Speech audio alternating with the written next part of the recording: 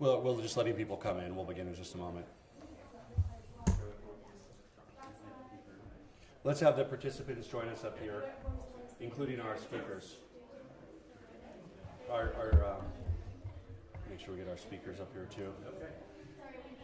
Thank you. Hi, Jen.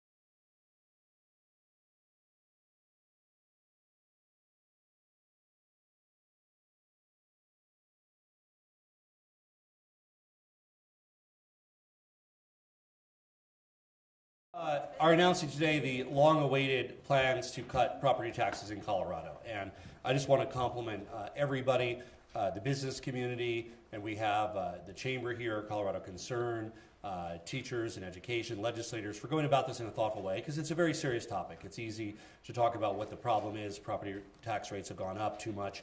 We want to make sure we relieve and provide and cut property tax rates by about 50% of the increase. At the same time, we want to make sure we don't defund our schools or our ambulances or our fire protection districts. So I think this is a very thoughtful policy. It'll go to the voters this November. I'm confident it'll pass. I want to thank legislative leaders championing this effort: President Fenberg, Majority Leader Moreno, Majority Leader Duran, Speaker McCluskey, Speaker Pro Tem DeGray Kennedy, and Representative Weissman and Senator Hansen. These are folks who have really worked tirelessly. I also want to thank Kerry Kennedy, Kevin with the team, for doing a lot of analysis work on the fly, because these are very important policies to get right. Look, there's a strong coalition calling out for property tax relief. First and foremost, homeowners in our state face record increases if we don't act. This will decrease the property tax rate for every homeowner in our state. It also helps reduce the rate for businesses and puts in place a truth in taxation mechanism to prevent rates from going up over time. I want to thank Mike Kopp with Colorado Concern, who supports this initiative, David Eddy from Boeing, Rick Sapkin from Edgemark, JJ Ament, Denver Metro Chamber, Jen Walmer, Democrats for Education Reform, Kevin Vick, Colorado Education Association, Scott Wasserman, Bell Policy Institute. Really just so you can see kind of left and right coming together to find a way to cut property taxes in our state in a sustainable way. Last session, we did a 2-year cut. I think what people of our state want to see is how do we have predictability and low property tax rates for the future. This does that for a decade. And I think that'll be one less thing for Colorado families to worry about, is their property taxes increasing at too fast a rate. Most importantly, we have folks who are going to share their actual stories about what this property tax cut means for them. We have Daniel Ramirez, the owner of Los Dos Potrillos, which is a restaurant paying the commercial tax rate. This rate brings down the commercial tax rate. Rosa Buenuelos, a homeowner, a retired senior who faces major increases in her bill. And Brooke Zerbato, someone who feels these increases in her own life, also sees the impact of these increases as a realtor in her professional life. So look, we've seen huge growth in home values in Colorado. That's because Colorado is a great place to live, and we are working, as you know, on changing our housing policy to make sure there's more homes that people can afford for rent, for purchase. But the fact that home prices have gone up drives property taxes up, and they've gone up at a rate significantly faster than inflation. And we need to provide relief now to make sure that people can afford to live in their own home. And that's a basic value. People should be able to afford to live in their own home and shouldn't be forced out of where they live just because the value of their home has gone up. Brooke, who's here with us today since 2019, her home property taxes have nearly doubled. And without this action, her taxes would go up $1,300 next year. Rose Buenuelos' taxes have tripled since 2020. And without action, her taxes would go up $900 next year. And Daniel Ramirez has similar increases as a small business owner of a restaurant. Last year, we took major steps to reduce these increases by passing $1 billion in property tax relief, but that was over 2 years. Today, we're bringing forward the long-term solution. Really 3 things that we are setting out to solve. Number 1, immediate property tax relief with predictability over time. We're doing that. Number two, address some of the problems that Gallagher created. The Gallagher Amendment, now repealed by the voters. That put Colorado in a worse competitive environment because it increased the rate on non-residential property, on businesses. We want Colorado to be competitive, to attract good jobs here. This helps address this by reducing the property tax rate for non-residential businesses over time. And third, a mechanism to prevent rates from going up faster than income. After a lot of thoughtful deliberation, we arrived on the truth in taxation mechanism. Our neighboring state of Utah has this. It has a lot of data that shows that this is a very effective way to prevent increases in property tax that exceed people's ability to pay them. Under this proposal, Colorado voters will see their average property tax increase go from over $1,000 to just over $400. Obviously, the exact amounts depend on where you live, the value of your home, the increase in the value of your home, but just so you're looking at this as the state average, from over $1,000 increase to about a $400 increase when this passes in November. This proposal would immediately reduce the assessment rate, that's the percentage that people pay on their property value for their home or their business. It would give every homeowner a $40,000 reduction that they don't pay zero taxes on. So the first $40,000 for your home value, zero taxes for the next decade. And it caps property tax collections to the rate of inflation. That's a long-term replacement to the Gallagher Amendment that will help make sure that Colorado remains one of the lowest home property tax states. This is also good for Colorado businesses and renters. We're proposing lowering tax assessments on businesses by over 10% over the next decade, saving businesses hundreds of millions of dollars and fixing the distortion that Gallagher led to. 3 years ago, we came together to repeal the Gallagher Amendment. This common sense proposal will help replace that with a thoughtful way to prevent undue increases in property tax. I just have a few words to say in Spanish, and then I'll turn it over to Senator Fenberg. Hoy estamos anunciando una nueva propuesta para ahorrarle dinero a los habitantes de Colorado en sus impuestos sobre la propiedad. La mayoría de las personas en todo el estado recibieron sus nuevas valoraciones por correo la semana pasada y se sorprendieron al ver cuánto aumentó el valor de su vivienda al igual que sus impuestos. Esta solución a largo plazo le brindará a los votantes de oportunidad de evitar fuertes aumentos en sus facturas de impuestos mientras nos aseguramos de proteger los servicios locales críticos como bomberos y educación. Este noviembre, los votantes de Colorado podrán votar para reducir la factura que el promedio es de $1,000 a alrededor de $400, ahorrando a la mayoría de los propietarios miles de dólares en los próximos años y también los negocios pequeños. Esta propuesta no solo beneficia a los dueños de propiedad, pero también a los dueños de negocio y a las personas que rentan. Gracias, and I'd now like to present Senate President Steve Fenberg. Good afternoon. Thank you all for being here today, and thank you to the governor for your leadership on this issue. I don't think many people need a whole lot of convincing, but we all think Colorado is a great place to live and to raise a family. And that's why our population has grown so quickly, and it's why property values have jumped as well. And now, that is catching up to us. We are feeling the pain of what that has caused. Coloradans are preparing to get hit with painful property tax spikes. And that's why we are here today. We are here today to take action now, to meet the moment and provide real relief for Colorado families. Our proposal has the ability to deliver long-term reductions while providing immediate savings on this year's property taxes. We're so excited to finally be at a place where we are sharing the details with all of you today. Last November, voters put their trust in many of us to build a better Colorado for all. They trusted us to tackle the big problems facing our state and seek transformative, sustainable solutions that will propel Colorado forward. This November, we are putting our trust back in the voters. The bill we are introducing later today sends our proposal to this fall's ballot, meaning you, voters, will have the opportunity to vote for historic changes to receive immediate property tax relief and keep Colorado property tax rates at one of the lowest in the nation. But what really makes this proposal special is that while we can save Coloradans money on their property taxes in the short and the long term, we can also at the same time protect the funding for our schools, our fire districts, our local governments that we all rely on every day. So while we would be reducing the tax rate for the next 10 years at least, cutting property tax increases in half, and saving homeowners on average more than $1,000 over the next 2 years, we would also be ensuring the public services that we all rely on don't get the short end of the stick. As our state continues to grow and change, we must be thoughtful about building systems that allow folks at every income level and every corner of this state to afford to thrive in the communities that they call home. This November, we have the opportunity to build towards a Colorado everyone can afford to live in.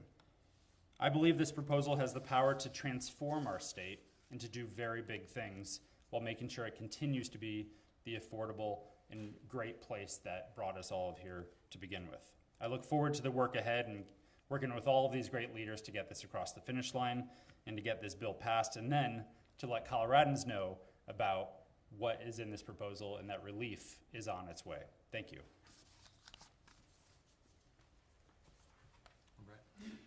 Thank you, Governor, and thank you, President Fenberg. I just wanted to add a few details to this important discussion that we're launching today with this new bill. I was pleased to be a sponsor last year of Senate Bill 238. It provided about $1 billion plus of property tax relief over 2 years, and this package will more than double that relief for Colorado homeowners.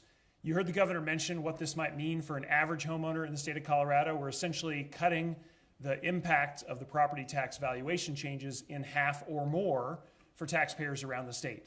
That means if you have an average home, as was mentioned, it's about $1,100 or so of additional tax liability if no action is taken. With this bill, we're going to be bringing that down to below $500. That is a major impact on people's monthly budgets, and I'm really proud to be a part of this important effort. The other thing that's important to mention is this plan also includes senior homestead portability. This has been something we've struggled with to figure out a long-term solution to make sure that seniors who now qualify for the senior homestead exemption can use that exemption even if they have to downsize or change their home situation. That's a very important part of this package, and it means that folks that have that exemption, seniors on fixed income, they are going to be able to use that exemption for the rest of their lives, even if they change their housing situation. So that's one of the things I want to make sure we highlight and make sure voters understand. As this is in front of everyone on the ballot this November, we have a chance to make major structural reform to how we do property taxes, long-term relief, and build on the success we had last year from Senate Bill 238. So I'm so pleased to be a part of this effort, and I'll now turn it over to my colleague, the Speaker Pro Tem, DeGree Kennedy. Thank you, Senator Hansen. You know, one of the things that I really want to emphasize in my remarks is about what we're doing to make sure that our school districts, our fire districts, and our county child welfare offices are kept whole. You know, there have been ballot measures proposed in recent years, including this year, that would have a devastating impact on our ability to fund these critical services in our communities. But what I believe we found with this piece of legislation is a responsible and balanced approach that both delivers the property tax reductions that people are going to need to keep up with the high cost of living without undercutting the ability of our local governments to keep up with these critical services. What we're going to be doing is using backfill from the Tabor surplus to help provide for these reimbursements for the local governments, and making sure that they're able to help pay firefighters more, pay teachers more to help them live in their communities, and staff up their child welfare departments where there's a lot of work to be done that very much needs to be done. I'll keep mine short for now and introduce my colleague, Representative Mike Weissman. All right, thank you everyone for being here. I really just wanted to underscore a few themes that some of my colleagues have struck going back to Senate Bill 238, and that's really the importance of balance. I was also a co-prime sponsor of the legislation last year, and that came out of really careful deliberation about how we could achieve exactly what the governor alluded to. How do we help people grapple with rising property values and thus rising property taxes, and how do we continue to allow schools to be able to fund education for our kids and local districts to provide services like parks, libraries, emergency response that people need. This legislation that we'll introduce today comes out of that same dedication to striking a balanced approach. We know that people, regardless of party, want their schools funded. We know that people need fire response to arrive quickly. We know that they want libraries and other community amenities like parks that are funded by property taxes. At the same time, some parts of our state in particular, I'll use my own city, Aurora, as an example, have seen profound increases in valuation. I represent North Aurora. You look at some homes in our city, going back 10 years, prices have tripled. Going back to the housing crash, prices have quadrupled in some cases. Nobody's wages have quadrupled. So what we're doing today is a careful, balanced approach to reduce the property taxes that people will pay while protecting funding to schools and other local governments to help people stay in homes that they've worked so hard to achieve and stay grounded in their communities and places they love in our state. Thank you. Okay, Daniel Ramirez is a business owner, and he's going to share a little bit about how this helps businesses of all sizes and small businesses in our state. Daniel. Hello everyone, buenas tardes. My name is Daniel Ramirez and I'm the co-CEO of Ramirez Hospitality Group. So what Ramirez Hospitality Group is, we are Los Dos Potrillos Cervecería, Los Dos Potrillos Express, Los Dos Potrillos Dos Tacos, and of course Los Dos Cocina y Cantina we just opened in North Bend this past month. I want to thank Governor Polis and all the legislative leaders for their work to find a better solution that will save a lot of money for our businesses like myself and a lot of others. Like others, I've seen property taxes that have gone up the last couple of years, and I fear that what could happen if action is never taken, that we will end up hurting towards the back end. And this bill is going to end up helping a lot of us, and everything that we end up saving is going to be able to help us reinvest back into our employees and back into our wonderful staff. I like to say is Colorado's helped us create our American dream, and now it's our job as business owners to help creating our employees' American dream. When I first started Los Dos Potrillos, my father had $5.32 left in his pocket. We grew from 1,500 square feet, 25 employees, to 4,900 square feet. And now, today, by the end of this year, we'll have over 500 employees and 6 businesses across Colorado. We've worked hard to get here today, and it hasn't been easy, that is for sure. Every business owner knows here in Colorado the struggle of making your business successful, and the impact of relief that is being proposed today will help. I know I'm not alone in this, and I'm also very excited that this proposal to see it move forward as we continue moving in the right direction. I'd like to introduce Rosa as well, Munoz.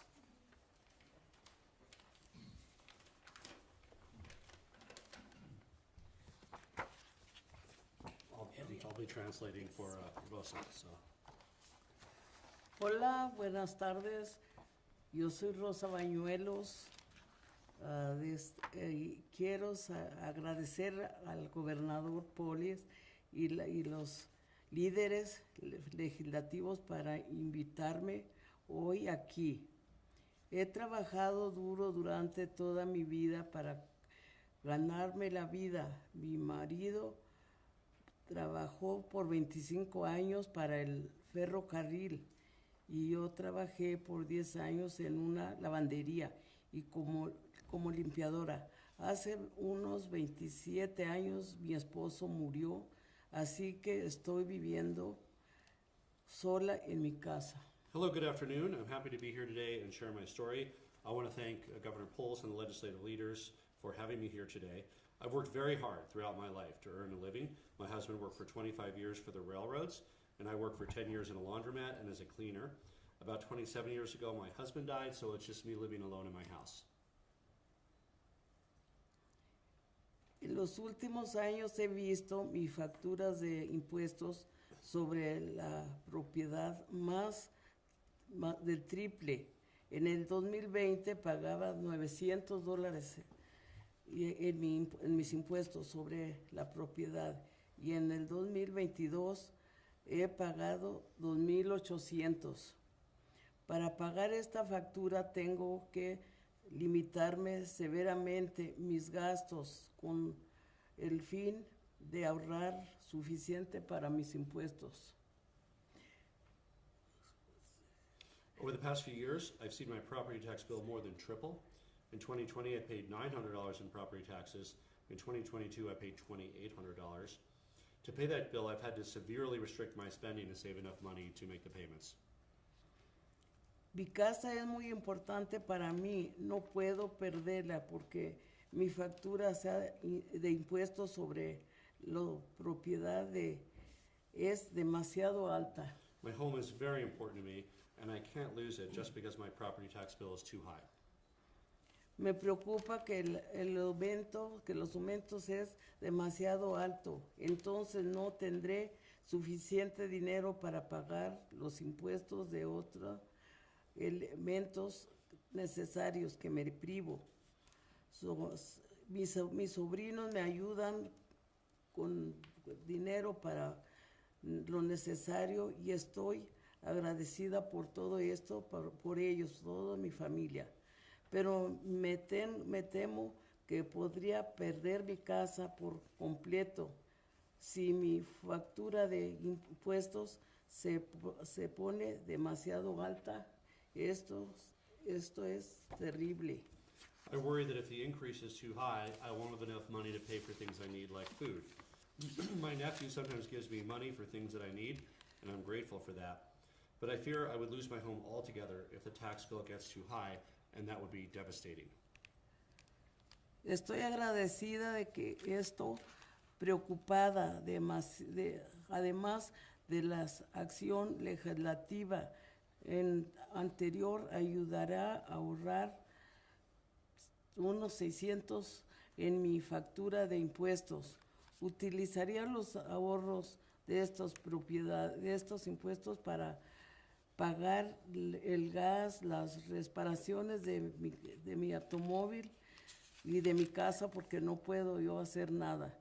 Es esenciales como la comida y el jabón, que es lo que necesita más.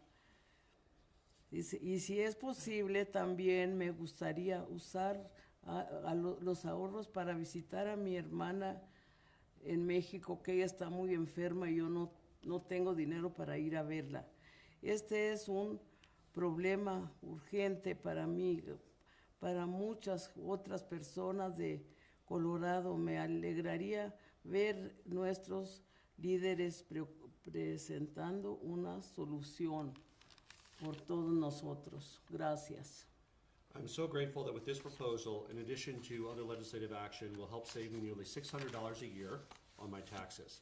I would use the savings from this proposal to pay for gas, car repairs, and essentials like food or soap, whichever I need more. And if possible, I would use the savings to visit my sister in Mexico who is in very poor health. This is an urgent issue for myself and so many other Coloradans, and I'm glad to see our legislative leaders bringing forward a solution. Thank you. Gracias. Gracias. Disculpen a todos porque no sé hablar.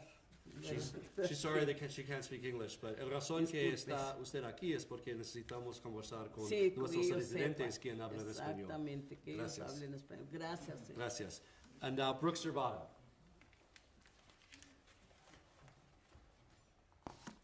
Hello, my name is Brooke Zerbato, and I'm happy to be here today to talk about the impact that rising property taxes has had on my own family, but as well as the families I work with as a realtor.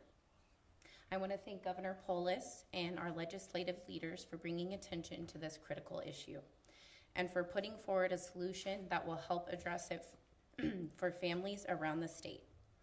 In the last few years, I have seen my property taxes nearly double. In 2019, we paid around $2,000 in property taxes, and just last year we paid $3,800. Now, thanks to previous work by our leaders in combination with this proposal, I will be saving nearly $600 on my property tax bill. Now, my husband and I are fairly budget conscious people. We even teach classes that help others managing their finances. And while we are fortunate to be able to make these higher payments work within our budget, they are still a strain on our finances. Higher tax bills combined with high cost of groceries and overall inflation has made us cut back on investing in our future. We are having to choose between investing in our retirement funds and paying our tax bills while also supporting our 2 children. But we know we are not alone. As a realtor, I work with people from all walks of life who are wondering whether they can live and buy in our state because of these bills. And many clients are selling because of it. I've had to tell clients that they can't afford homes because of tax bills. I also have clients who have bought a new build townhome that started out paying around $4,000 in taxes, and they are now paying close to $8,000 per year. And while I'm fortunate my family has not reached this point, many of my clients are having to choose between activities for their children, like baseball and dance classes, and paying their taxes. You shouldn't have to be rich for your kids to do special activities that will help them grow and gain confidence. When everything is increasing except your pay, it's really hard to thrive. People aren't looking for handouts, they are just looking for an opportunity to build a life here in our state without breaking the bank. So I'm thankful that we have leaders in Colorado who understand the pressure people are under and are taking action to provide relief. Thank you. So on behalf of the business community, the education community, the legislators who are here, I'd like to ask the voters of Colorado to vote yes on this initiative to responsibly reduce property taxes this November. And with that, happy to take some questions. Marianne? Yeah, my understanding is that this bill also addresses second homes and homes in resort communities such as short-term rentals. How does that work? And by the way, we're joined by State Treasurer Dave Young. I don't want to forget that. Dave, thanks for joining us. Yeah, thanks, Marianne, for the question. So I want to be clear, this bill does not have any overlap with the short-term rental issue. I think that's something we'll continue to look at in the interim and continue to look for solutions. This bill does, however, have more relief for primary residential homeowners, less relief for second and third homes. So there is differentiation there, but we're not touching the short-term rental issue. Yep. Governor, two questions for you. Will you lead the campaign to increase the Tabor cap? And last time you led a campaign to increase the Tabor cap, it didn't go so well. Voters rejected it. What makes you think this time will be different? Well, was that both questions, or was that just one of them? I'm excited to support this property tax cut for Colorado. I think it's absolutely critical. Nobody should be forced out of where they live just because the prices have gone up. We've heard from Rosa today. There are hundreds of thousands of Coloradans like Rosa who risk being forced to sell their home simply because they can't keep up with property taxes if we don't reduce it. Young families like Brooks, whom the $600 could go to saving for retirement or their kids after school or summer activities. So this is an imperative right now. I certainly look forward to working with the business community and many other supporters to make sure that voters are aware of the importance of delivering on these property tax cuts this November. And what makes it different than the last time? What was the last time? Prop CC. Well, this is a very different proposal. This is a property tax cut proposal, and then it uses some of the surplus money to backfill. I think voters want to backfill schools and ambulance districts and fire districts. So I think voters want to see two things. They want to see property tax relief. As a state, we want to provide also property tax relief to businesses to be more competitive, to grow good jobs. As Daniel said, much of the benefit will go to increased employee pay, which is great. And at the same time, we all want to make sure we don't defund our schools or our ambulances or our fire districts while we're providing property tax relief. Because of Colorado's strong economy and record surplus, we're able to do both. We're able to reduce property taxes, and we're able to ensure that we don't harm our ability to fund our schools, our fire districts, and our libraries. So how would this affect growth in local share? Would growth in local share be less for school districts? Who wants to address that one? Yeah, thank you. That's a really great question. And, you know, the growth in local share will still be positive under this proposal. That was one of the main arguments that we brought to the voters when we talked about the Gallagher Amendment removal from the Constitution. That remains the case under this package. And so Prop HH, which will be the ballot label for this proposition, will still maintain positive local share for K-12. Will it be less than it would have been otherwise? Well, it certainly will adjust it, but remember the backfill mechanism that we're talking about will keep K-12 whole. So that's, I think, a really important headline of this whole package is that the school districts are going to continue to get that local support.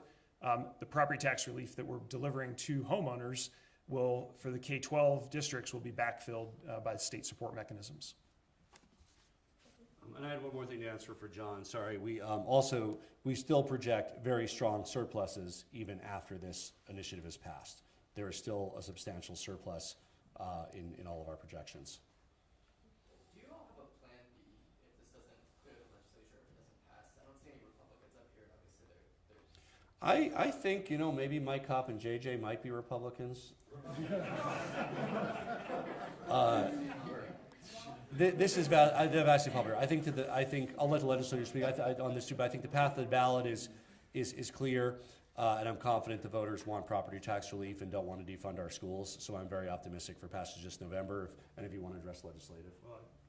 Yeah, just one quick comment to add. There is a companion bill that we're going to be launching in parallel with the package we've just discussed that makes some reforms on the assessment side, and we think we will have strong bipartisan support for that part of the package. So there are some other moving pieces here that I think will garner support across the aisle. And just a follow-up question, obviously this might not be the only property tax measure on the ballot. I see Mr. Wasserman over there in the corner. I don't know if CEA or the Policy Center is committed to not pursuing their package of property tax measures should this make the ballot. Well, I don't know what other people will put on the ballot. I think who you see up here are people that support this ballot initiative. So business, community, education, and the broader the coalition, the better it needs to pass. This is what's coming from the legislators in this building. Obviously, the people can do whatever they sign and gets on the ballot, but this is the most thoughtful, best policy proposal to give people relief without jeopardizing funding for our schools. And it took a lot of work to get there. Business, community, education, legislators, so many others, thoughtful discussion. I'm very excited to see it come to fruition, and I look forward to seeing its passage this November. So this bill tries to kind of say that property taxes should increase roughly at inflation, not too much more, seems to be the idea. The rent stabilization bill tried to say the same thing about rent levels, but did not succeed. I think renters will want to know, what will you do, if anything, for them along a similar lines? So first of all, you know, when you look at a rental property, just like other properties in the Denver metro area, homes, let's talk about a single family home, you know, multifamily as well. If the property tax bill was scheduled to go up $1,100 a year, that's basically passed along to renters. If we reduce that to $500, that's what gets passed along to renters. So renters benefit directly from reducing the property tax rate that also impacts the home that they happen to rent. There's other market forces involved with setting rent rates, right? With what? There's other market forces involved with setting rent rates. Oh, there are so many, but we're talking about this bill, right? I know there's the quantity of housing. There's a million other bills on housing. It's a big priority for us. But I mean, on this particular bill, if property taxes went up that much, renters would pay that much more. So we want to solve for that. Obviously, this particular initiative can't solve for everything related to housing or renters or everything under the sun. Thank you. Good, thanks. Thank you. Thanks, Dave.